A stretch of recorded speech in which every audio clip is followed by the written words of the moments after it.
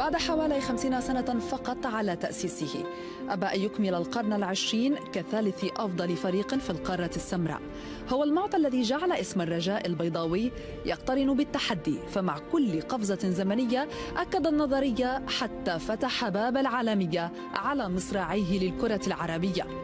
الرجاء مواليد 22 من مارس عام 1949 ليكون من برج الحمل، وفي ذلك العالم يقال إن شخصية البرج يمتزج فيها التحدي مع المثابرة، وهما الصفتان التي لازمتا مسيرة الفريق منذ نعومة أظفاره.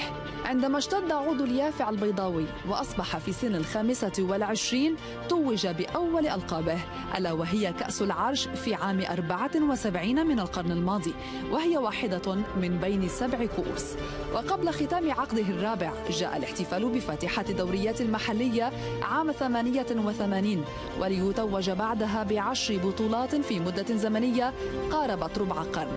ولأن التحدي سمته الرئيسية، كان لابد لهذا الشيخ البيضاوي أن تكون عمامته مرصعة بمجوهرات القارة، فكان له ما أراد وفاز بلقب دور الأبطال في 3 مناسبات، وأردفها بتتويج في كأس الاتحاد. لائحة الألقاب والأمجاد لا تزال طويلة، وقصص الفانتازيا الرجاوية صنعها مصارعون أشداء، فأسماء على غرار: طلال القرقوري، بشعيب المباركي، ومصطفى الشاذلي لن ليس باللاعب الثاني عشر وإنما كان الأول، فقد زينت لوحاته ملعبي أكادير ومراكش منذ البداية، وأبهر الجميع بعدما دفع بناديه للوصول إلى إنجاز تاريخي. إنه الجمهور الرجاوي. إنهم الجراد لكثرتهم وللونهم الأخضر الذي يكتسح المدرجات، هكذا لقبوهم. الجماهير الرجاوية كانت سباقة للعالمية منذ سنوات، فهي التي نافست أعرق وأقوى جماهير المعمورة فيما يعرف في المغرب بالتيفو أو الدخلة في شمال إفريقيا. لوحات زاهية فوق المدرجات لطالما كانت سرا لا يستمتع بمذاقه إلا من يتحول لمتابعة الرجاء في معقله محمد الخامس، وقد يتحسر في صورة الهزيمة، لكن عزاؤه الوحيد هو ما صنعه أبناء الكورفا سود.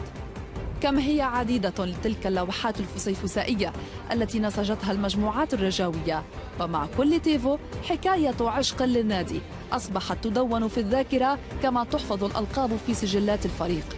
مونديال الأندية كان فرصة كبيرة لتلك الجماهير لتثبت للعالم بأنها ماركة مسجلة، وأنها ليست صوتا وصورة فقط، بل هي اللاعب رقم 1 وراء إنجازات فريقها، فهبت بالآلاف إلى جنوب المغرب وأضفت أجواء من البهجة والفرحة في مدينتي أغادير ومراكش لتزيد من سحرهما.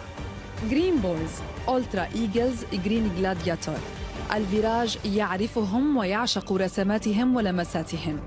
إنهم الفناتيك، إنهم مختلفون لكنهم متحدون في حب شعار النسر الأخضر، وهو الوقود الذي جعل من أعمالهم تصنف في العديد من المناسبات ضمن أحسن اللوحات العالمية. فاشكروا لتلك الجماهير التي عيشتنا الحلم في أبهى زينة، ولتغني رجاء ديما.